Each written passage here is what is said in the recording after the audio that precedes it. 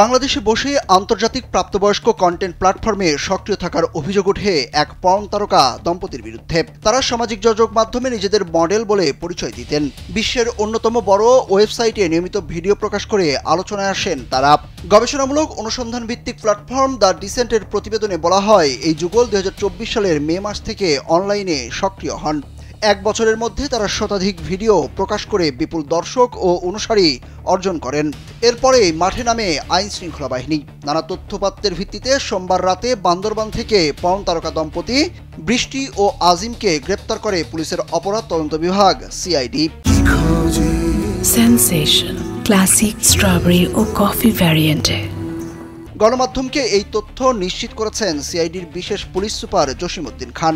17 October the Dissent ওই অনুসন্ধানমূলক প্রতিবেদনে বিস্তারিতভাবে বর্ণনা করে কিভাবে এক বাংলাদেশি দম্পতি অ্যাডাল্ট ইন্ডাস্ট্রিতে প্রবেশ করেন এবং তাদের কর্মকাণ্ড কিভাবে তরুণ প্রজন্মকে এই খাতে আকৃষ্ট করছে।